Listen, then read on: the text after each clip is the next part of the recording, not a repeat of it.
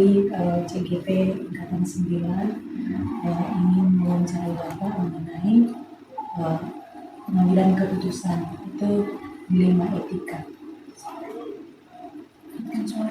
Jadi mohon maaf Pak, kami mengganggu waktunya sebentar. Mungkin nanti di antara kami ada beberapa yang bertanya, mengajukan pertanyaan. Mungkin bisa dimulai dari boleh. Saya Bu Novi Pak. Silakan. Pak, kayaknya saya akan mulai Pak. Mohon izin Pak, ini mungkin pertanyaan pertama kami Pak. Bagaimana selama ini Bapak bisa mengidentifikasi kasus yang terjadi di sekolah ini Pak sebagai pimpinan? Apakah kasus tersebut termasuk ke dalam dilema etika ataukah masuk ke dalam dorongan moral Pak? Jadi yang kita lakukan selama ini kan tentunya dalam mengungkap kasus itu tidak bisa sendirian ya, pasti tapi tidak melibatkan berbagai macam unsur yang ada di sekolah. Jadi yang pertama ya, kita karena tidak memiliki perangkat yang khusus, jadi tentunya melibatkan banyak pihak ya. Terutama dalam hal ini adalah Bapak Ibu guru yang bertugas di kesiswaan, kemudian dari tim BK, kemudian dari tim asrama, kemudian dari berbagai macam, bahkan masyarakat pun juga kita libatkan.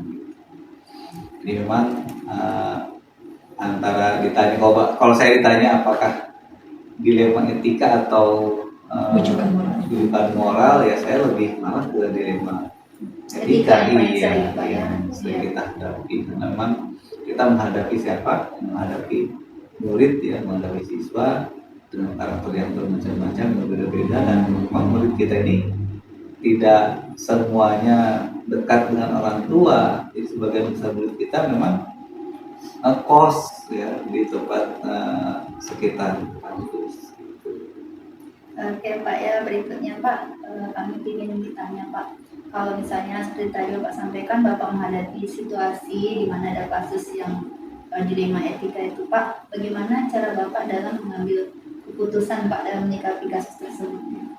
Nah, tentunya dalam mengambil keputusan itu harus tahapannya harus kita lewati, harus kita ikuti dengan baik. Ini adalah yang pertama, kita harus tahu sampai dengan ke akar permasalahan yang kita ungkap. Jadi tentunya dengan mengambil data atau fakta-fakta yang terjadi dengan sebanyak-banyaknya, selengkap-lengkapnya. Setelah informasi, data atau fakta kita gali dari berbagai macam pihak, kita analisis, kita identifikasi, kita analisis. Setelah kita analisis, tentunya ya saya pun juga melibatkan tim, tidak sendirian. Ya, kita serahkan kepada tim untuk menganalisis sampai akhirnya didapat gambaran yang utuh tentang peristiwa tersebut. Setelah kita dapat gambaran utuh tentang peristiwa, barulah kita cari bagaimana solusi yang paling pasnya untuk Pak. Jadi harus tahu dulu ya Pak gambaran jelasnya, masalahnya apa gitu ya Pak ya, harus dikonfirmasi dulu. Betul. Oke Pak, kita pertanyaan selanjutnya. Ya, Terima kasih Bu Indah. Saya selanjutnya Pak, ini kan tadi Bapak sudah ceritakan beberapa langkah yang digunakan untuk menyelesaikan kasus yang termasuk ke dalam dilema etika ya Pak. Kalau boleh tahu Pak, langkah-langkah seperti apa yang biasa Bapak lakukan dalam penyelesaian kasus yang berkaitan dengan dilema etika ini Pak? Yang pertama ya tentunya mengumpulkan informasi, data atau fakta yang sesungguhnya terjadi, tentunya dari orang-orang atau informan yang dapat kita percayai, jadi otentik. Sampai dengan kita mendapatkan gambaran yang utuh tentang suatu peristiwa itu, apapun peristiwanya, apapun kejadiannya, sampai kita punya gambaran yang utuh dan memang itulah yang sesungguhnya terjadi. Nah setelah itu kita libatkan rekan-rekan yang lain untuk melihat dari berbagai macam sudut pandang, dari wali kelas, kemudian dari guru BK, dari tim kesiswaan, dari semuanya termasuk orang tua. Nah setelah kita mintakan saran dan pendapatnya di berbagai macam, kita lihat apanya solusinya yang mana yang kita ambil. Tentunya ya namanya pengambilan keputusan kan memang sebuah dilema etika kan, sebuah pengambilan keputusan yang sama-sama berat.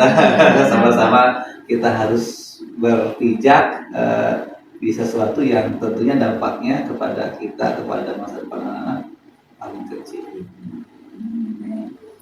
Pak, terima kasih Pak. Terus ini Pak, hal-hal apa saja Pak yang selama ini Bapak anggap efektif dalam pengambilan keputusan pada kasus yang berkaitan dengan dilema etika itu Pak?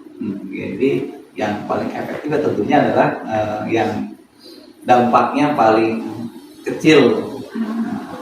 Tentunya kita melihat dari sisi siswa, bukan dari sisi kita sebagai guru ataupun SMA Matauli sebagai institusi. Jadi kita lebih melihat kepada keberpihakan kita kepada siswa, bagaimana siswa bisa namanya kan di lembaga pendidikan itu ataupun bagaimana tempat pembentukan perilaku yang baik, yang positif, disiplin positif, kembali kepada diri kita. Ingin semua keputusan yang kita ambil ini adalah keputusan yang berpihak kepada siswa dan guru. Terima kasih Bapak. Dilanjutkan sama Bu Kinca, silakan. Ya, Pertanyaan berikutnya Pak. Dari beberapa Pak pengambilan keputusan dilema etika, tantangan yang paling berat itu yang kasus yang gimana gitu? Kasus ini langsung ke kasusnya berarti. Sebenarnya tadi dari awal harusnya ada contoh kasusnya Pak, baru diceritakan tantangan. Saya sebut tragedi 28 November. Ya, paham. Tragedi itu sepanjang Matauli ya itulah. Saya lihat kalau menurut saya nggak tahu subjektif atau tidak, nggak tahu saya. Tapi saya melihat penanganan yang paling komprehensif, penanganan yang paling sistematis ya, tahapannya dulu dengan baik, kemudian ada diskusi yang sampai gambaran utuh peristiwa, sampai ada pemilahan kan, dan akhirnya kita ambil keputusan. Memang saya melihat itu boleh dijadikan sebagai acuan role model bagi kita. Jadi sampai kita bisa kategorisasi kan, ada yang berat sekali, ada yang berat, ada yang sedang, ada yang ringan. Kemudian teman-teman guru kan mufakat semuanya kan, yang berat sekali kita kembalikan, yang berat dengan sedang kita latih di batalion infanteri, nah yang ringan kita latih sendiri. Ini kan sebenarnya dilema juga bagi saya secara pribadi kan. Sebenarnya kan anak yang kita kembalikan ke orang tua, dia masih ingin sekolah di Matauli, dia masih ingin bertemu sama rekan-rekannya di sini, tapi karena dilihat dari aspek yang lain, kalau misalkan dia tetap di sini kan berarti kita nggak punya nggak punya nggak punya ketegasan. Teman-teman guru merasa bahwa ini harus didirikan sebagai peringatan, contoh peringatan keras bagi lingkungan. Memang dilema etika seperti itu. Di satu sisi kita melihat, di sisi lain kita juga harus melihat kepentingan yang lebih besar gitu. Jadi kalau saya lihat contoh penanganan kasus yang tragedi 28 ini bisa dijadikan role model, bagus. Kita mengembalikan 3 orang ke orang tua itu tantangannya luar biasa. Satu anak dinas pertanian di Labusel, dan kebetulan orang berpengaruh di Sumatera Utara, berat sekali itu mengeluarkan. Terus satu lagi anak guru teman kita sendiri. Jadi memang itulah yang harus kita hadapi. Satu sisi kita melihat siswanya, di sisi lain kita pun harus melihat kita sebagai lembaga, kita sebagai institusi harus punya ketegasan sehingga kita lebih diperhatikan, dan dampaknya mudah-mudahan ke depan menjadi lebih kasih untuk Iya, jawabannya Pak. iya. Untuk selanjutnya kan untuk apa namanya menyelesaikan masalah apa namanya dilema etika ini tadi Pak, Bapak memiliki jadwal khusus nggak misalnya ada masalah hari ini, terus itu di apa namanya dibuat nggak alur waktunya, misalnya hari ini diselesaikan atau menunda atau eh, diselesaikan hari ini terus tempatnya ditentukan seperti itu Pak. Memang kasual ya, kasual jadi tergantung daripada urgensi dari suatu permasalahan. Kalau permasalahan yang terakhir ini kan memang sangat tinggi urgensitasnya sehingga ya memang harus segera dituntaskan, segera diselesaikan. Kalau nggak tuntas malah jadi akhirnya kalau sudah dimakan waktu, dimakan hari, kita nggak punya lagi momen untuk menyelesaikan. Jadi dalam menyelesaikan dilematika ini ya kita lihat urgensitasnya. Kalau misalkan masih kalau perkaranya atau kasusnya itu tidak apa namanya tidak urgen maka bisa kita. Tapi kalau yang urgen itu harus kita tuntaskan walaupun harus bermalam-malam. Jadi dilihat dari apa urgensitasnya dia. Iya. Mungkin pertanyaan berikutnya akan dilanjutkan oleh Bu Novi Pak. Oke Pak, pertanyaan selanjutnya seperti ini Pak, adakah seseorang atau faktor-faktor lain yang mempermudah Bapak dalam pengambilan keputusan? Ya banyak lah, bukan seorang lagi semua Bapak Ibu. Jadi beriringan ya Pak ya. Iya, saya keluarkan ke teman-teman semuanya, kan kita punya 80 orang guru, punya 64 TNI, semua saya yakin masih memiliki rasa apa namanya kepedulian yang tinggi terhadap sekolah dan mengungkapkan semua ide gagasan sehingga kita pun merasa menghadapi masalah itu tidak sendirian gitu, tapi semuanya. Saya hanya menjalankan amanah dari rekan-rekan saja, rekan-rekan yang terbaik begini Pak. Saya pun juga kan tentunya lebih ringan dalam menghadapinya kan? Karena kita sudah memiliki satu kesepakatan, kekompakan, gitu. Jadi menghadapi masalah itu tidak merasa saya sendiri. Jadi itulah kelebihannya kalau kita masalah apa namanya melihat suatu permasalahan dengan kacamata yang berbagai macam. Semua Bu Novi, Bu Linda, Bu Tince dan kawan-kawan semuanya saya anggap seperti apa namanya konsultan. Konsultan siapapun punya, saya yakin punya apa namanya ide, punya gagasan yang baik, punya gagasan yang cemerlang. Gini Pak, dari semua hal yang Bapak sampaikan, ada nggak pembelajaran dari yang sudah terjadi ini Pak dilema etika ini? Apa yang Bapak petik dari permasalahan yang terjadi? Ya, banyak yang dapat kita ambil. Ternyata saya merasa itu tadi awalnya kita seperti seolah-olah nggak mampu ya, kayak ini bisa terselesaikan nggak ya gitu kan, bisa menemui solusi enggak ya kan. Di awal itu saya apa namanya ya gamang, ragu bisa selesai enggak, sampai terungkap nggak sampai ke akar-akar. Terus yang disarankan sama Bapak Ibu guru kan yang ini begini, yang ini begini, yang ini harus dikeluarkan, yang ini kita sampai pada satu apa namanya saya sampai pada satu titik ya jalankan aja, lewatkan saja apa namanya kita jalankan aja, mengalir saja gitu kan.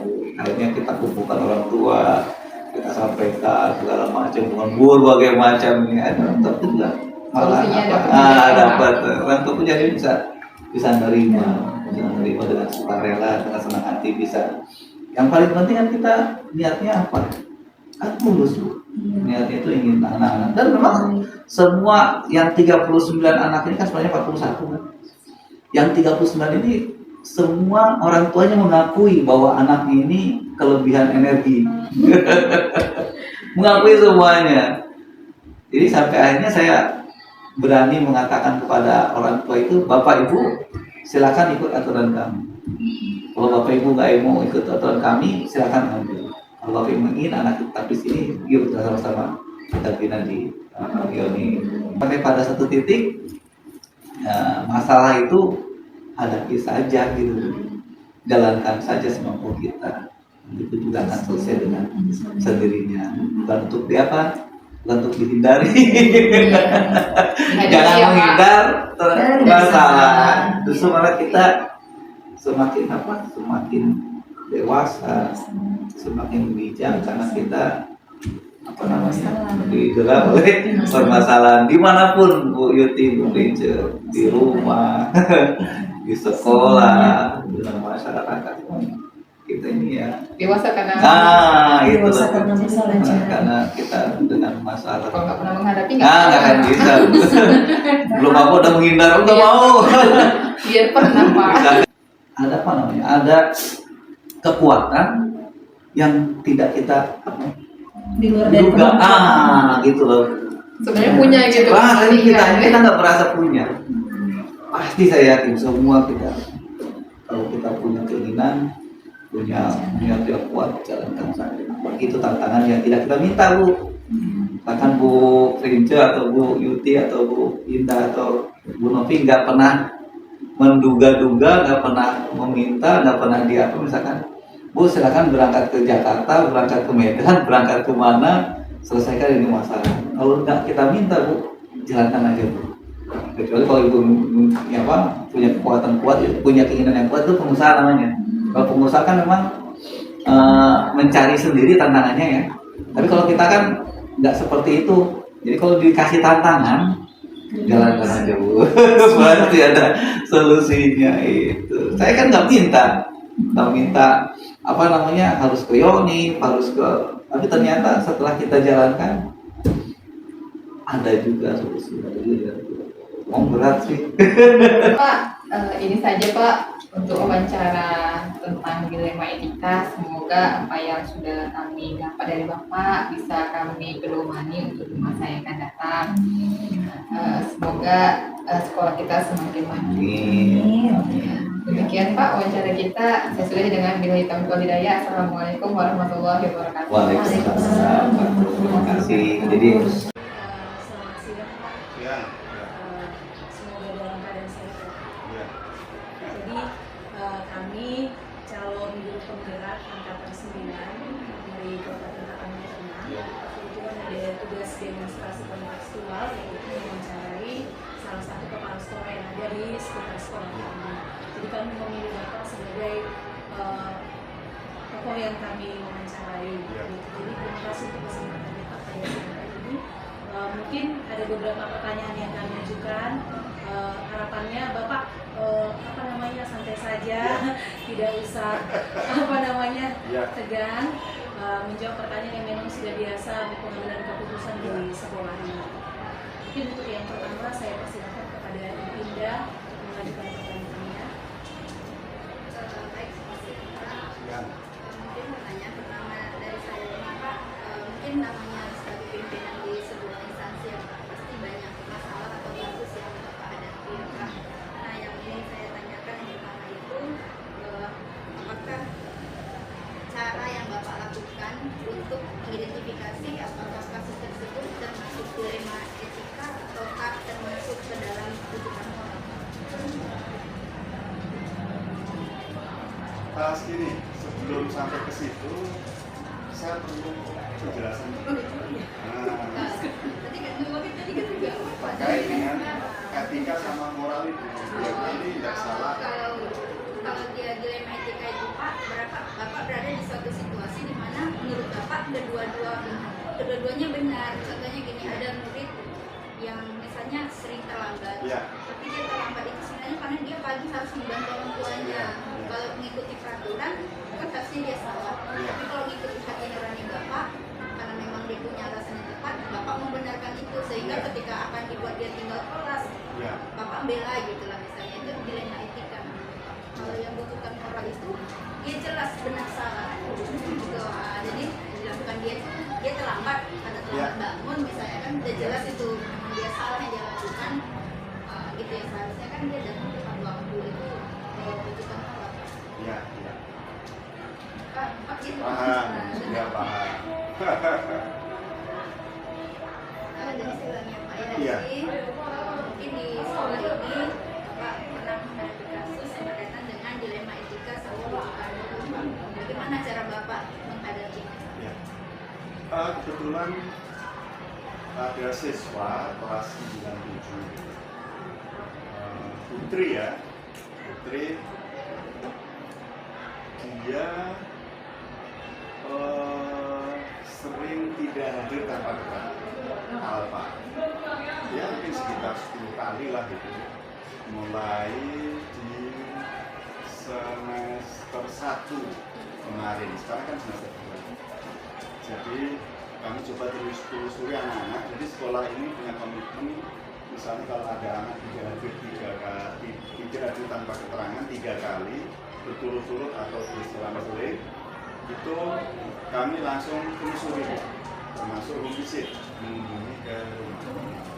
Kebetulan ada satu siswa perempuan itu sudah beberapa kali kita lakukan pendekatan sampai kunjungan ke rumah, tetap aja dalam situasi tertentu tetap alfa, tidak hadir tanpa keterangan. Lalu ditangani BP, ternyata itu terkait dengan biaya transportasi. Karena terkait dengan biaya transportasi, maka anak ini saya langsung menyelesaikan, dipanggil ke ruangan saya. Dia punya abang yang sekolah di SMK, bercerita bahwa terkait dengan uang transportasi ini ternyata berat bagi orang tuanya.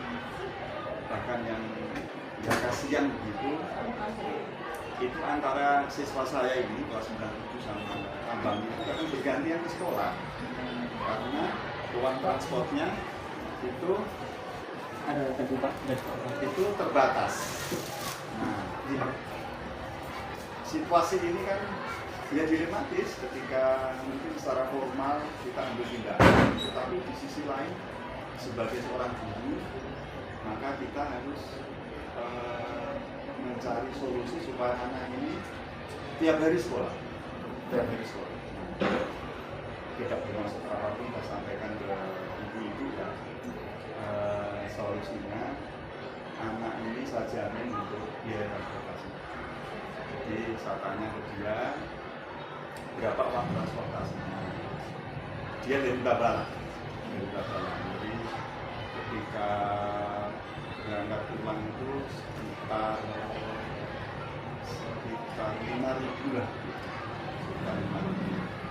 Maka saya sampaikan juga mulai sekarang setiap hari Senin dikasih biaya transportasi selama 1 minggu. Termasuk ini tadi, setelah upacara selesai, dia langsung menemui saya di ruang. Saya kasih uang transportasi selama 1 minggu dan ya, alhamdulillah tidak ada masalah lagi terhadap kehadiran. Mudah-mudahan dia tidak ada masalah. Baik ya. Terus pertanyaan berikutnya, kalau misalnya dihadapkan pada pihak polisi di mana kasusnya itu menurut Bapak dan polisi yang benar-benar seperti tadi Pak, kira-kira apa dasar Bapak dalam mengambil keputusan?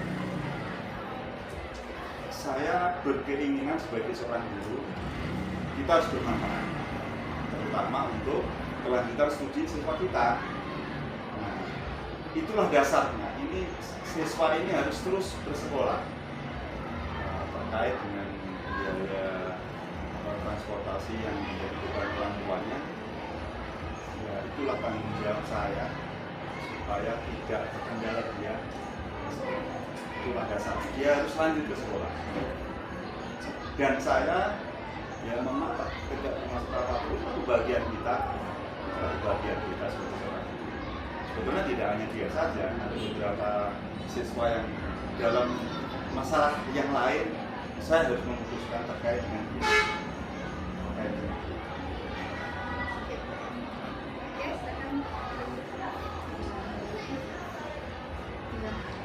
Terima kasih Pak. Jadi tadi Bapak kan sudah menceritakan Bapak sudah menceritakan Iya, tadi iya. dilema etika yang sudah yang Bapak alami sebagai kepala sekolah di Iya. sekolah kita ini Pak. Jadi bagaimana? Jadi misalkan nama dulu siswa, oh ya, klarifikasi Pak.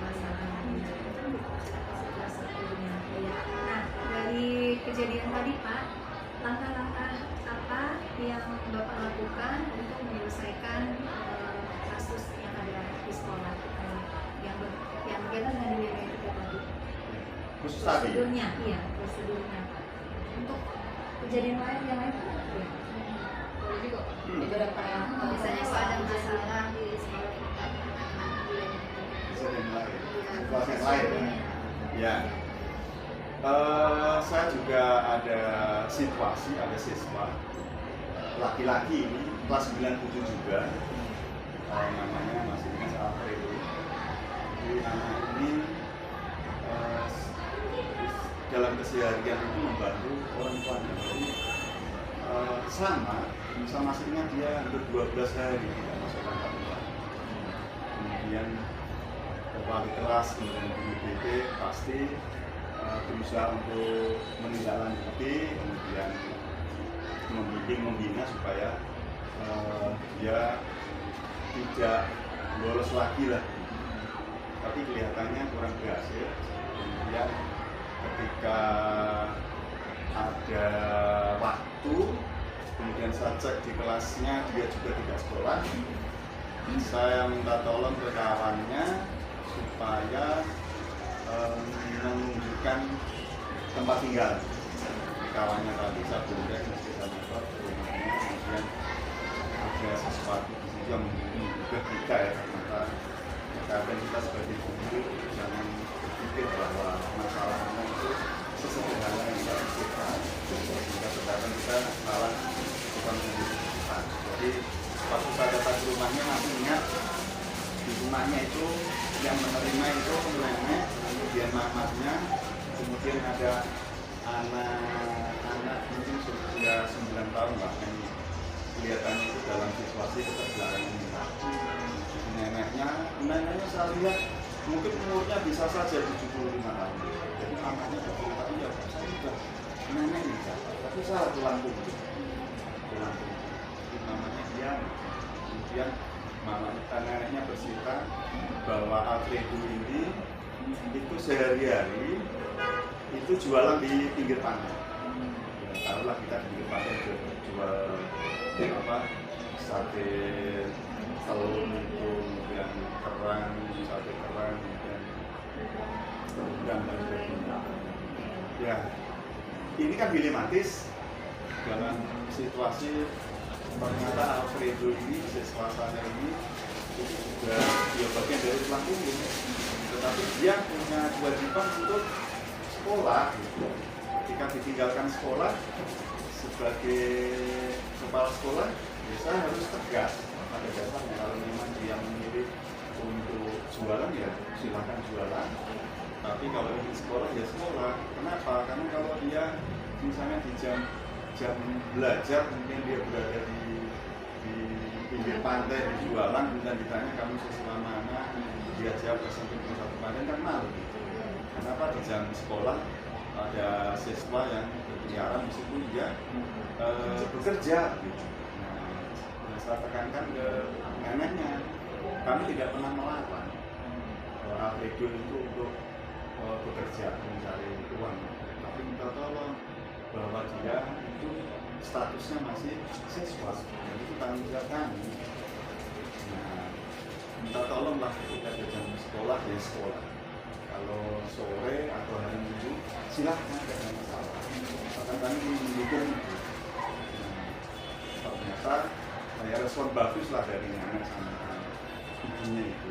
Jadi setelah itu ya memang tidak 100% anak ini kemudian selalu sekolah, tapi terkadang di hari tertentu ya akan A juga itu akan berjangka.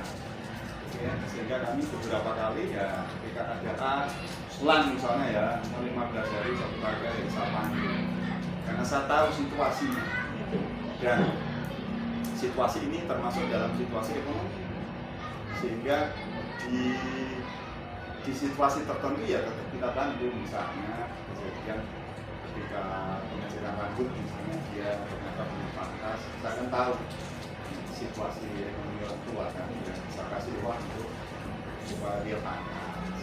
Kemudian di titik lain misalnya ya saya tanya lah misalnya ini apa yang bisa bantu, kita bantu. Ya, ya bersyukur sampai sekarang dia bisa sekolah normal, tidak ada masalah. Dan itulah kebahagiaan kita gitu.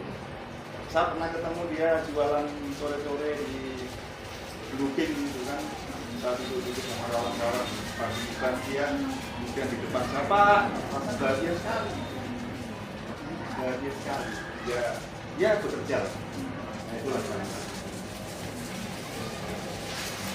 Dari Bapak sudah menjelaskan langkah-langkah yang sudah diusahakan oleh sekolah ya Pak dalam mengatasi menyelesaikan kasus bullying yang kita terjadi di sekolah kita.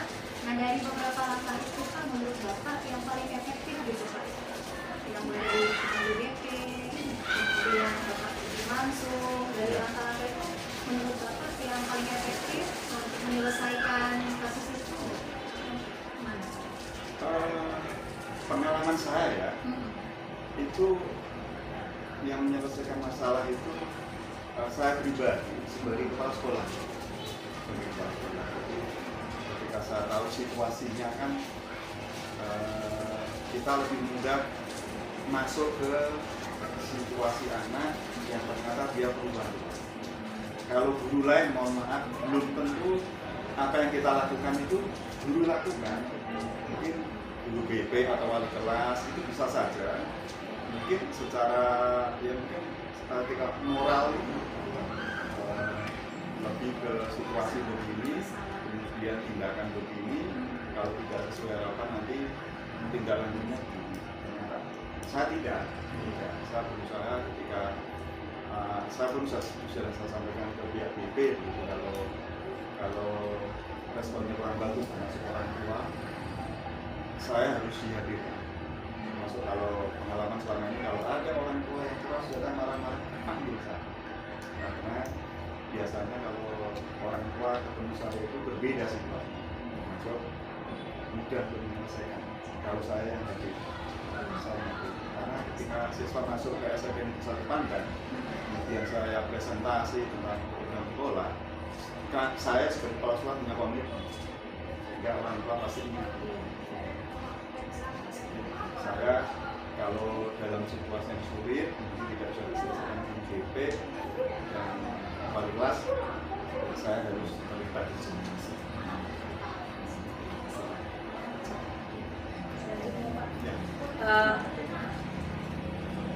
Menurut Bapak dari beberapa permasalahan, kemudian ada juga pasti ada tantangan kan Pak dalam pengambilan keputusan. Misalnya tadi ya harus berkunjung ke orang tua.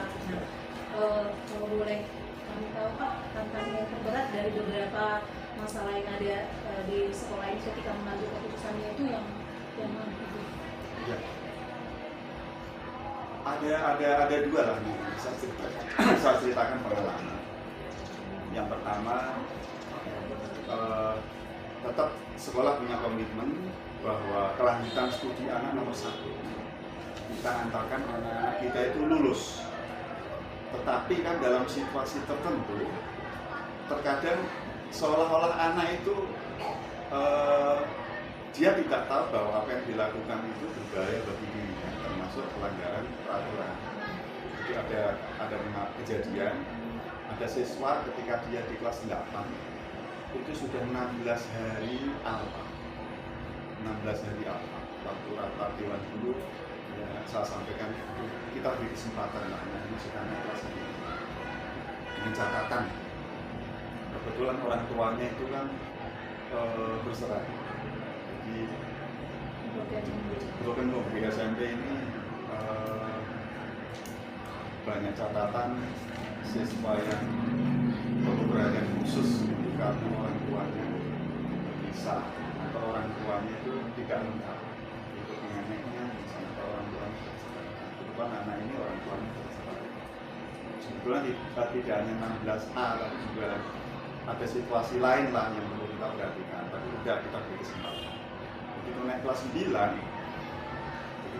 9, si anak ini dengan beberapa orang kawan itu merokok di kelas. Waktu itu sekitar 3 orang lah, sampai sekarang masih kita simpan bungkus rokoknya, puntingnya masih kita simpan karena itu adalah bukti. Dan ada pelanggaran lain. Dari 3 orang ini kita undang orang tua. Yang 2 siswa orang tuanya datang. Karena datang ya sudah kita beri karena rokok ini pelanggaran berat selain berulang.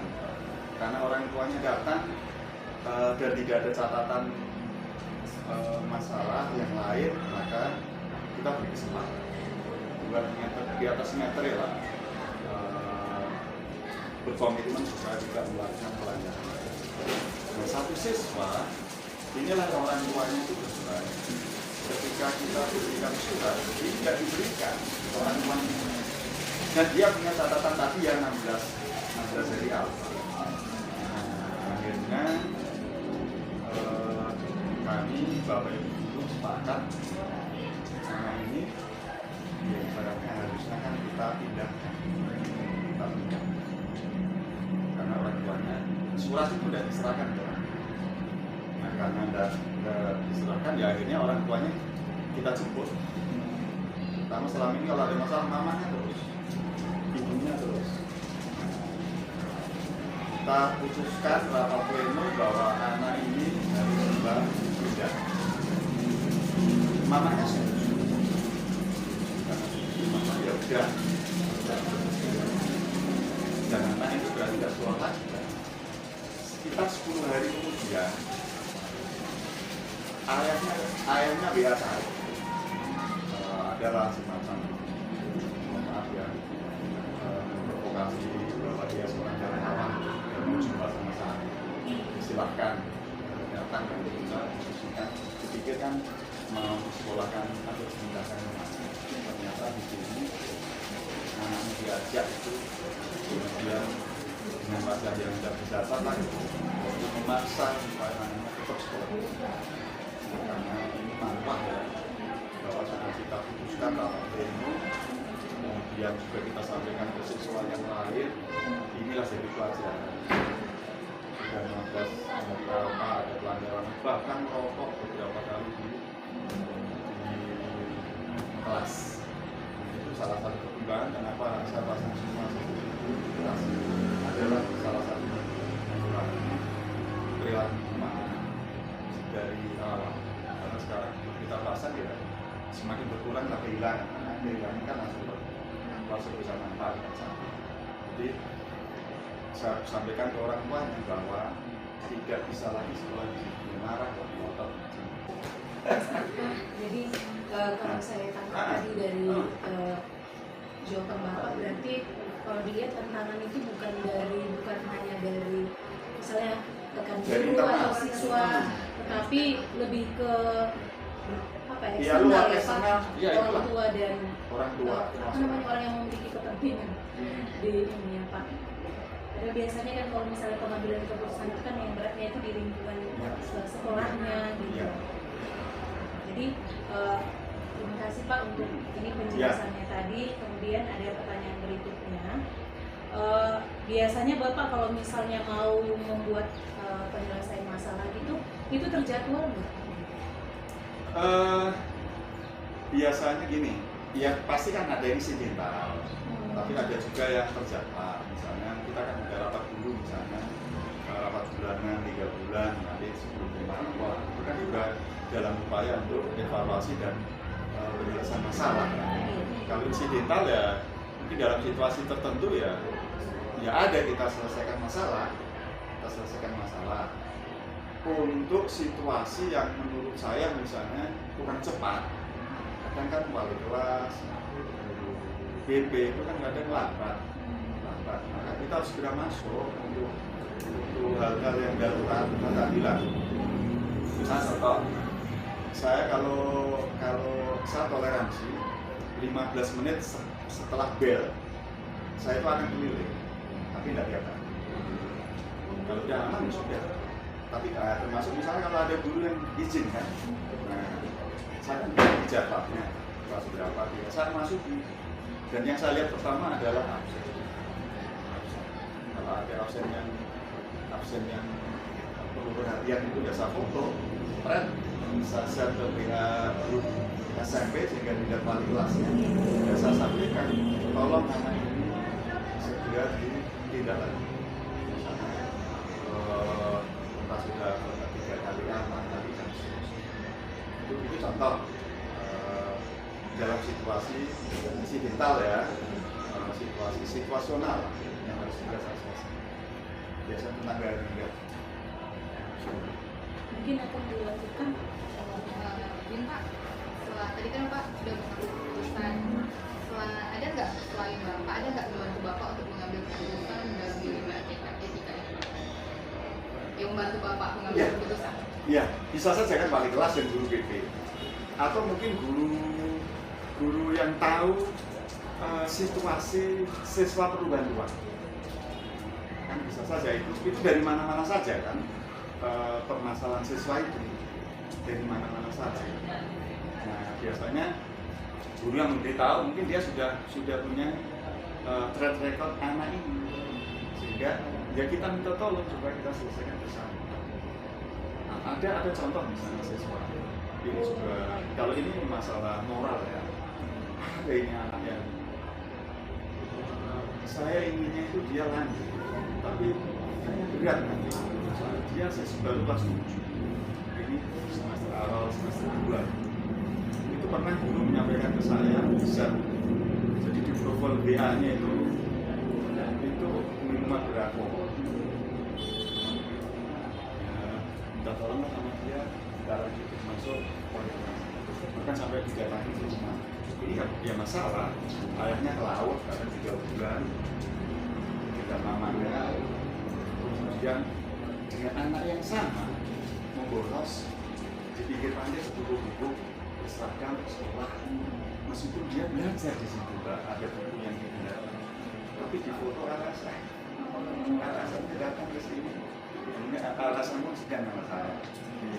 Apa ini ambil bapak, ini ada nama alasan atau alasan. Begini Pak, dari semua hal yang Bapak sampaikan tadi, kira-kira pembelajaran apa yang Bapak dapatkan dari yang sudah Bapak alami?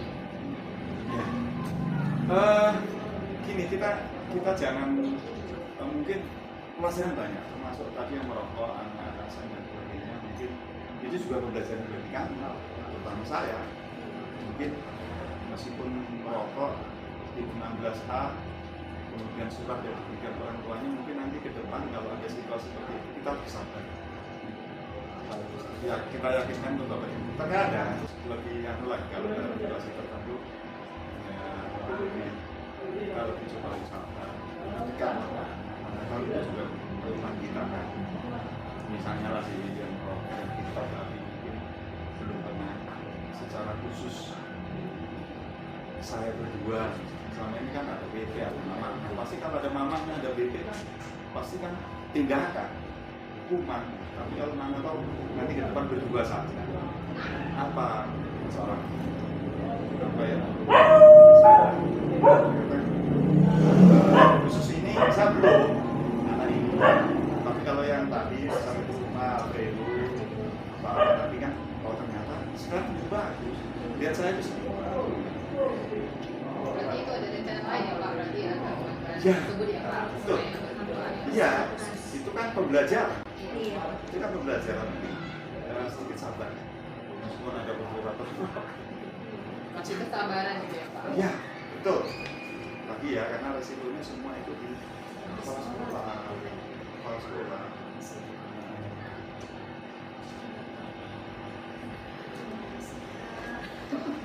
Mungkin Pak, itu saja mungkin Pak wawancara kita untuk hari ini. Semoga dengan wawancara ini menambah wawasan kami sebagai guru, karena banyak mendapat masukan dari Bapak. Apabila mungkin kami nanti akan menjabat seperti Bapak, kami sudah tahu bagaimana menyelesaikan masalah dengan baik, adanya kasus dilema etika atau dia nanti ada rujukan moral. Terima kasih Pak atas waktunya. Semoga Bapak dalam keadaan sehat walafiat dan sekolahnya semakin maju. Terima kasih Pak. Assalamualaikum warahmatullahi wabarakatuh. Waalaikumsalam warahmatullahi wabarakatuh.